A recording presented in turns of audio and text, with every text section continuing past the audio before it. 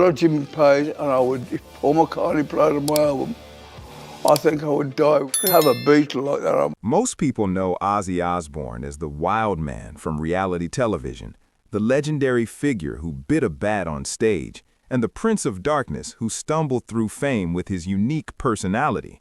But before all the chaos and headlines that made him famous, Ozzy was just a young boy growing up in Birmingham, England, with a record player and big dreams about making music.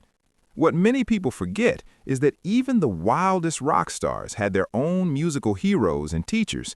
Before Ozzy created the sound that would define heavy metal, he spent countless hours listening to records in basements and back alleys.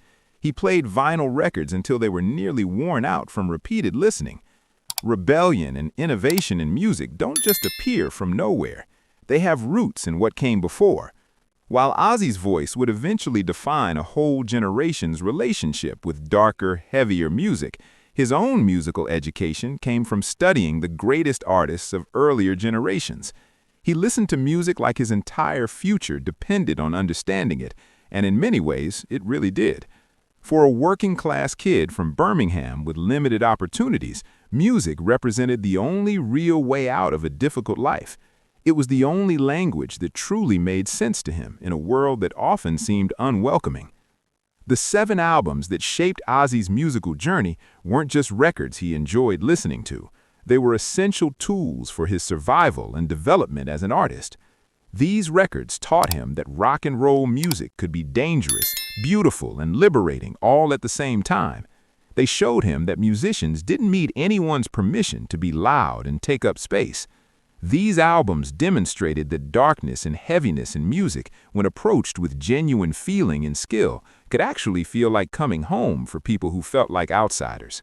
These are the records that shaped the madman who would become Ozzy Osbourne, the albums he carried with him as he journeyed into creating his own unique sound. Little Richard's debut album from 1957 was one of the first records to truly change Ozzy's understanding of what music could be. Before Black Sabbath existed, before Ozzy even fully understood what musical rebellion looked like, there was an explosive sound coming from Georgia that transformed everything. Little Richard didn't just sing his songs in a conventional way. His performances were like explosions of pure energy and emotion. His debut album wasn't simply music in the traditional sense. It was more like a controlled detonation of sound and personality. The song Tutti Frutti hit listeners like lightning striking inside a church, fast and wild and completely without restraint. When Ozzy heard this music as a teenager, something fundamental shifted inside him and cracked his understanding wide open. Little Richard never asked for permission to be exactly who he was. He wore makeup at a time when that was shocking. He screamed and shouted with abandon. He pounded on piano keys like he was trying to break through into another dimension entirely. This wasn't the polite, controlled rebellion of Elvis Presley. This was pure, unfiltered chaos and freedom. Songs like Long Tall Sally and Good Golly Miss Molly weren't just entertaining tunes. They were declarations of war against everything boring, safe, and conventional in music and society. Ozzy saw himself reflected in that wildness. Here was proof that a working-class kid who didn't fit in anywhere could still find a blueprint for success. You could be strange and different. You could be impossibly loud. You could be completely yourself and still make the entire world pay attention to what you had to say. Little Richard taught Ozzy that performing music wasn't about achieving perfection. It was about being so genuine and powerful that people could never forget you. Many years later, when Ozzy bit that infamous bat on stage, when he stumbled around during performances but still completely owned the room and commanded the audience's attention, Little Richard's spirit was present in those moments. Little Richard was the original madman of rock and roll, the first performer to really show that this music belonged to the freaks and outsiders who didn't fit into normal society. The Who's Live at Leeds from 1970 taught Ozzy completely different lessons about performance and energy. There are plenty of studio albums in rock history, but Live at Leeds was something else entirely. This wasn't just a standard concert recording. This was like capturing a building on fire with people still inside, full of danger and excitement and unpredictability. The Who never played it safe on stage. They performed like every single show might be their absolute last chance to make an impact. Pete Townsend smashed guitars into pieces. Keith Moon destroyed entire drum kits during his performances. Roger Daltrey screamed like his lungs might burst at any moment. And somehow, miraculously, they managed to capture all that beautiful violence and energy on tape for people to experience later. Ozzy didn't just casually listen to this album. He studied it carefully, like a textbook on how to perform. The song Young Man Blues roars out of the speakers with so much raw power that it's almost frightening to experience. My Generation stretches into an 11-minute rampage that absolutely refuses to end quietly or politely. This was rock and roll without a safety net underneath. There were no second takes to fix mistakes, no studio tricks available to hide behind. Just four men and the edge of complete chaos captured in real time. What hit Ozzy hardest about this album was the genuine danger you could hear in every moment. You could sense that anything could go wrong at any second, and probably would. But that's exactly what made it real and important. That's what made it actually matter to listeners. The Who taught Ozzy that live performance wasn't about perfectly recreating what you did in the recording studio. It was about risking everything in front of people who paid money specifically to see you bleed emotionally and give everything you had. When Ozzy later stepped on stage with Black Sabbath, when he grabbed that microphone and let the darkness pour out of his voice, he remembered this album. He remembered that the very best shows feel like controlled disasters that might spiral out of control at any moment. Fans don't actually want perfection. They want something real and genuine. They want to witness something that might never happen again in exactly the same way.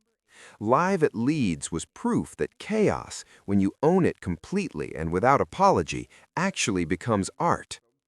Cream's Disraeli Gears from 1967 showed Ozzy how much power three talented musicians could generate together.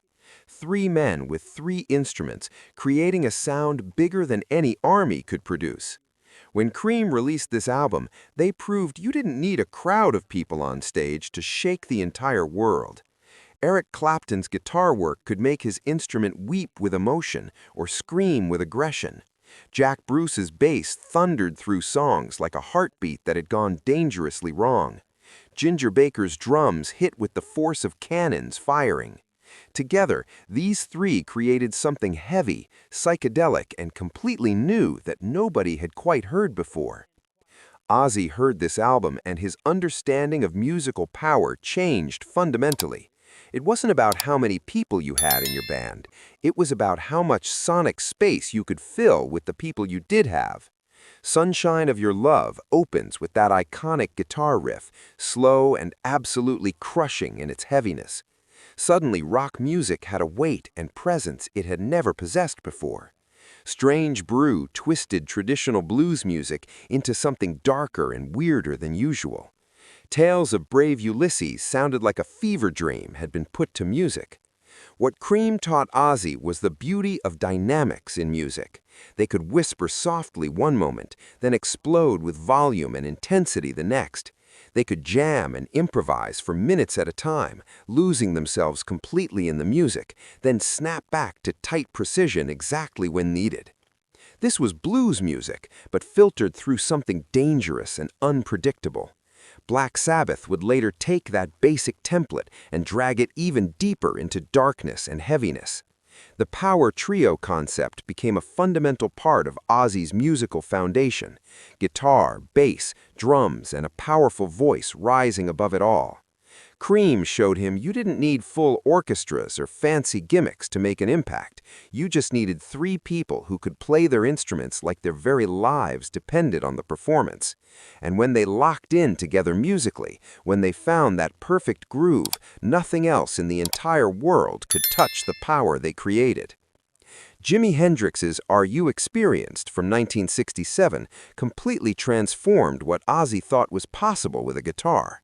Hendrix didn't just play the guitar in a conventional way. He made the instrument speak in tongues and express things that seemed impossible. When this album dropped, it didn't just change music, it completely rewired what musicians understood was possible with electric instruments. Purple Haze hit listeners like a drug they couldn't even name. Foxy Lady dripped with danger and sexuality. The Wind Cries Mary floated through speakers like a ghost moving through smoke. Hendrix took traditional blues music, ran it through fire and experimentation, and came out the other side holding pure lightning in his hands. Ozzy was absolutely mesmerized by what he heard. Here was a man who made guitar feedback sound genuinely beautiful instead of like a mistake. He turned distortion into pure emotion. He played the guitar behind his back, with his teeth, even set it on fire, and still made it sing better than anyone alive at the time. This wasn't showmanship just for the sake of getting attention. This was freedom made flesh and blood. What Hendrix taught Ozzy was simple but incredibly profound. Rules didn't actually matter in music. Only genuine feeling mattered. You could be weird, wild, and completely out of your mind, and if you truly meant every bit of it, people would follow you absolutely anywhere. Hendrix didn't apologize for being different from everyone else. He celebrated his uniqueness and wore it like protective armor. When Tony Iommi later tuned down his guitar and created Black Sabbath's signature heavy sound, Hendrix's spirit was present in that creative room. The willingness to experiment freely, to push boundaries until they actually broke, to make instruments do things they were never originally designed to do, all came from Hendrix's example. Hendrix proved that technical innovation and raw emotion could live together in the same song, that you could be a virtuoso musician with incredible skill and still play from your gut instincts, that the very best music comes from somewhere beyond pure technique, somewhere raw and untamed and absolutely free from conventional rules. Led Zeppelin's second album from 1969 represented the competition and the measuring stick for every band at that time. This was the album that made every other rock band realize the entire game had fundamentally changed. Led Zeppelin II didn't politely knock on the door of rock music. It kicked the door completely off its hinges with sheer force. Whole Lotta Lovin' opened with a guitar riff so heavy it felt like the ground was literally splitting open beneath listeners' feet. The Lemon Song groaned with blues-soaked swagger and confidence. Heartbreaker proved that guitar solos could be used as actual weapons to assault the senses. Ozzy and Black Sabbath were just forming as a band when this album was released. They came from the same industrial areas of England, breathing the same factory smoke and sharing similar backgrounds. But Led Zeppelin got there first, and they got there incredibly loud. Jimmy Page didn't just play guitar, he made the instrument thunder with power, whisper with delicacy, and scream with aggression, all within the same song. John Bonham's drumming hit like sledgehammers pounding. Robert Plant sang like a golden god who knew he was absolutely untouchable. But here's the important thing that Ozzy understood. He didn't try to copy Led Zeppelin's approach. He couldn't, and he knew it. Zeppelin had speed and flash and that bluesy swing to their music. What Black Sabbath would eventually do was fundamentally different. Their music would be slower, darker, and heavier in a way that crushed listeners instead of making them soar. Ozzy learned from Led Zeppelin that heavy music didn't have to mean just one thing, that you could take the same basic foundation of rock music and build something completely your own that was entirely different. Led Zeppelin II was like a towering mountain. Black Sabbath didn't try to climb that mountain. Instead, they dug beneath it. They found the caves, the shadows, and the dark places where light didn't reach. Led Zeppelin ruled the sky and the heights. Ozzy and Black Sabbath would rule the depths and the darkness below. The Rolling Stones' Exile on Main Street from 1972 taught Ozzy about authenticity and rawness. Some albums are carefully polished and perfected. Exile on Main Street is absolutely not one of those albums. Recorded in a basement in France while the Stones were hiding from tax authorities and general chaos, this double album sounds like it's falling apart at the seams, and that's exactly why it's perfect and honest. The guitars sound muddy and unclear, the vocals are buried in the mix, nothing is clean or pristine, Everything is raw and real. Tumbling dice stumbles forward like a drunk person with somehow perfect timing. Rocks off groans with exhaustion and defiance at the same time. Torn and frayed sounds like the morning after a wild night you'll never fully remember. Ozzy loved the beautiful mess and honesty of this album. The Rolling Stones weren't pretending to be anything they weren't. They were tired, wasted, running from legal problems, and they made an album that sounded exactly like that difficult period in their lives. There were no studio tricks to hide the cracks and imperfections. No producer came in to smooth out all the rough edges. Just a band recording in the dark, letting the music spill out however it naturally wanted to. This was blues music filtered through years of hard living and difficult experiences. The Stones had always flirted with darkness in their music, but Exile on Main Street actually lived in that darkness completely. Ozzy understood that Black Sabbath's music came from exactly the same place, not from textbooks or formal technique, but from the dirt and the struggle and the absolute refusal to pretend everything was okay when it wasn't. Exile on Main Street taught Ozzy that perfection is actually overrated in rock music, that sometimes the very best art comes from barely holding everything together, that authenticity and genuine feeling beat polished perfection every single time. This album gave him permission to be himself, permission to be strange and different, permission to think bigger than just 3 chords and a simple verse. When Black Sabbath started adding acoustic parts to their heavy songs, when they stretched songs past the expected length, when they made albums that told complete stories instead of just collecting individual hits, Sgt. Pepper's influence was in their DNA. The Beatles proved that you could come from absolutely nothing and still change everything about culture and music. That working-class kids with dreams could actually reshape culture itself. They didn't just open doors for others, they removed the walls entirely. And Ozzy Osbourne, the madman from Birmingham, walked straight through those open spaces into creating his own legend. Ozzy didn't just accidentally stumble into darkness and heavy music, he learned from the very best artists first. These 7 albums built the foundation for everything that came after in his career. Even the wildest madman had teachers who showed him the way. Every legend has roots that go deep into what came before. These albums shaped not just Ozzy's taste in music, but his entire approach to performing, creating, and understanding what rock and roll could be at its most powerful and transformative.